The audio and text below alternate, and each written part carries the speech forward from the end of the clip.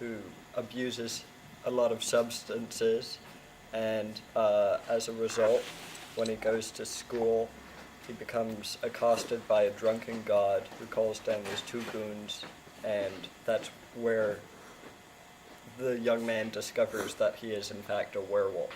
Alright, Ben, stop talking and wait for me to put this camera on the desk so it doesn't shake around so much. Alright. Yeah. Oh, I hope I'm not taking over anything. But no, I queued up the tape last time. It should be fine.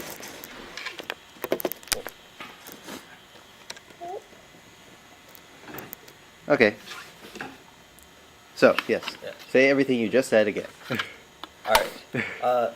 The movie is about a young man, played by me, who abuses far too many substances for his own good, and as a result, when he runs to school to do an exam, he is accosted by a drunken god who attacks him with his two goons, and in order to save his own life, the young man must transform into a werewolf and kill the two goons, so that's what he does. And the movie's just his journey trying to figure out how to undo his terrible spell of werewolfism. Okay. Now, Ben, some people would say that you're making all this up as you go along. What would you say to that? Well, yeah, mostly, but sometimes I plan things. What have you planned? Well, I've pretty much everything I've planned I've already done, so I don't know what I'm going to do from now. Alright, talk about some of your plans. What do you think you've had the most success with? Well, I enjoy the bathroom scene where I play with the effects. I don't want to bite this mess wrong. Damn it, Mike. Anyway, go on. Yeah, I play with the effects, and it looks all cool. Okay, and what's something that you're not as happy with? Alright, Mike, you know what? Come recording. Thank you. That's alright. Yes, tell me about something you're not as happy with.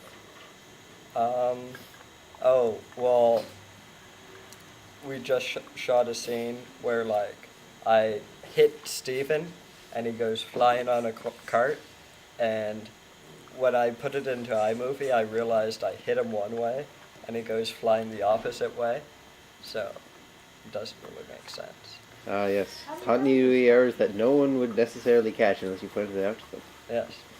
Yeah, I see. Good to know. Are you sure about that, though? Because I think he's flying the right way.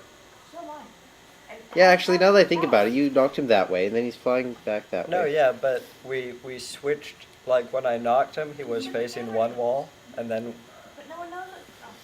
Are you sure? No, because, No, because he was facing the brick side when we did the scene where I hit him, and then he was facing the lockers. he was facing, you, and you, like, and you were this way, and then he's still facing this way as he flies back, right? Well, no, well, how it turns out on the footage, like, I've seen the footage, and it doesn't work necessarily. Okay, well, fair enough.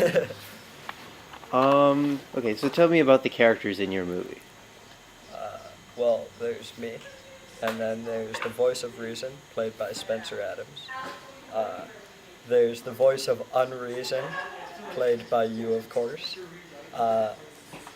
And Michael Ramsey as a drunken god, and basically anyone who's around when I'm filming, I just grab them. Like him. Yes. Nick runs away in terror. No. Okay, Say what? never mind. Okay, so tell me about some of the technical aspects of your film. Tell me about the bike scene. Well, this is one of our finest low-budget special effects. I got you to go on the camera with a bike while I ran down the street, so it's like, I don't know what you call the shot, the name of the shot. A dolly shot. Yes, it's an improvised dolly shot. turned out quite well. And then we followed that up with my shadow opening the door, which we did with a brew. Yes. Okay. So as to the dialogue, that's been more or less made up as we go along. How do you feel about that? That's the way I want it because it's more natural, I think. I guess I'm being an Italian neo-realist or something like that. Really? Yes. What are you basing that conclusion on exactly? I don't know. We did a unit on neo-realism, and apparently they just got people off the street to play the actors. Nick's voice is going to show up on this tape, and I'm going to be very pissed off. But there's probably no good glaring at it. No, well, Nick, Nick, come here. Nick can be in the making of, can't he? Sure. Ah! Fine.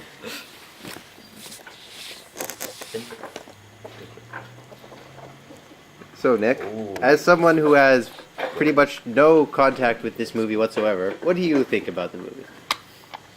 Well, it has spunk. It goes for the clouds. It may not get the clouds, but it goes really high, and then it does sort of a nice, smooth arc before it plummets downwards.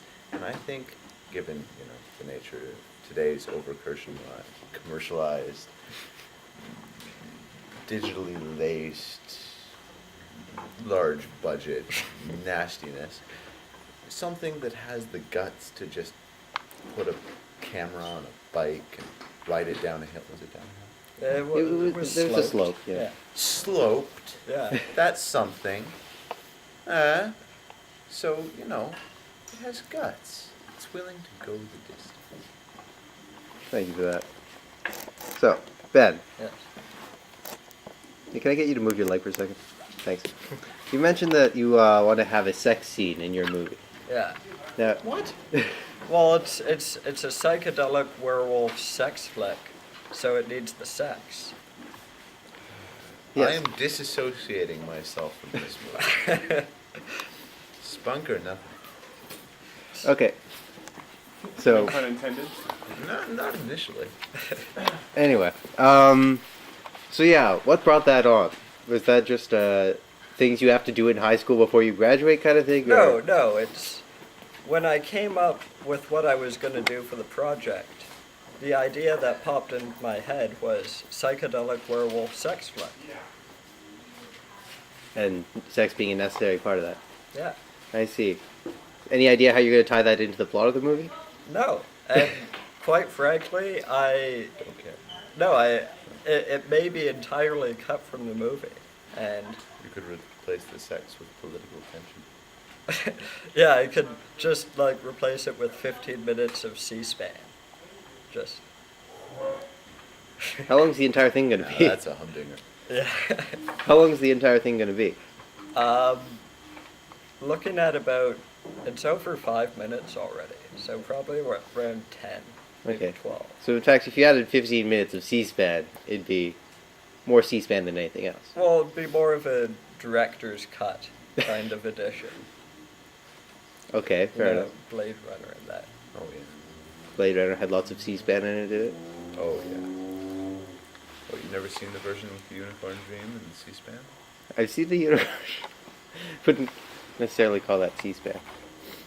You know Edward James Olmos, the guy who was the crazy cop guy? Oh yeah. Yeah. He's been in a lot of good stuff. He's a cool guy. No, I Anyway. never really noticed this because it's always sort of in the background. but Yeah, he has a lot of supporting I'm cool, roles. and I don't talk. Yeah, he has a lot of supporting roles, but he's very good at what he does, I find. Anyway, I digress.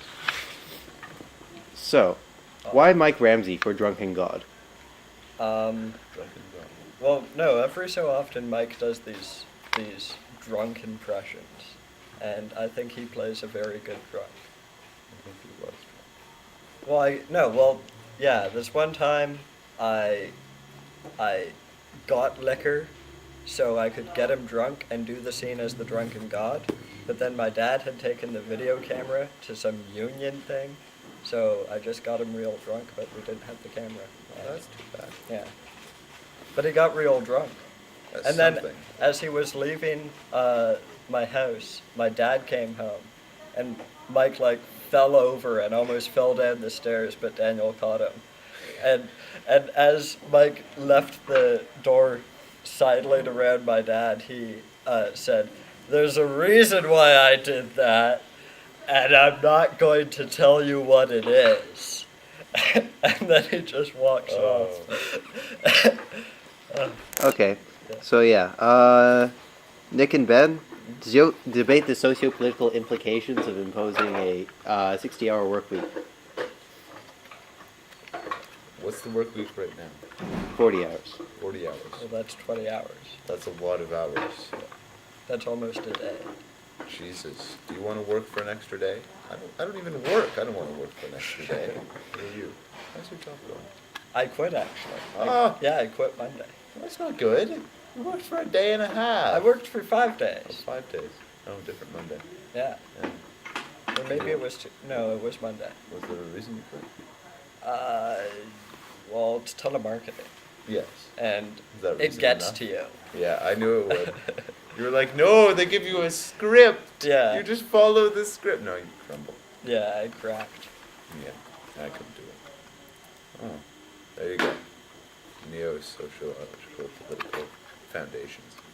God knows what, but Yeah, I got 15 cents over minimum wage. So, yeah. cha-ching. Yeah, that was more or less what I was looking for. I Cool. have to go put my... So tell us about Cyben. Oh, Cyben, something I did for studio night. It's where like I tape myself as a computer, and then in the real world I played myself in studio night. So it's like the plot is I upload my brain to a computer and it tries to take over the world. Drastically. Yeah, Yeah. I just saw Ghost in the Shell It's- like 2 days ago. Really? Well, it's more like More or less lawnmower. the same thing. But, No, I think Oh, it's yeah. more like Lawnmower Man. well, I haven't seen Lawnmower Man, but I have played the Super Nintendo video game, which is really bad. but What it's is kind it? of cool that there is one. Is it like a platform Super game? Nintendo. No, like platform like Mario. Well, it mixes. Mhm. Sometimes you're this little dude who dies if he gets hit even once, running around with a laser gun. Uh-huh. There can be 2 little dudes. Oh, so it's like Contra? Yeah, except it's a virtual reality world and it's based on like the real world. So like garbage cans attack you and shit. And there's- one of the bosses is a gas tank. I don't. Yeah. Was it's that in the mind-boggling. movie? I don't. I don't think so. But No. then occasionally it cuts into you flying in really cheesy 3D graphics Uh-huh. and avoiding pillars for like 3 minutes. And then it goes back to running around. It's a horrible game. Still, Okay. glad I have it. Anyway, Ben, I think probably 2 things came out of your performance in Studio Night. One was new respect for the levels of weirdness that you're able to go to, and 2 is probably your decision not to wear a shirt while filming Cyben. Yeah, people are all freaked out about that. It was just an artistic. This isn't the 60s anymore, man. Get Well- your head out of the gutter and try and establish a new way of looking at the world. Like what I was trying to. Love Ben. No, what I Not was. for what he wears, but for what is inside. Ben, take off your shirt. Not now. What I was trying to show just was that I was wearing the computer. You see, the computer was my body, so why would you wear clothes if the computer is your body, right? No, I'm not saying I don't get it. I'm just saying that people had a reaction to that. Yeah. People Well, they- are small-minded, man. Well, people I think probably added it to your general level of weirdness. Well, people are titillated by odd things. You want to talk. Okay. That's probably good.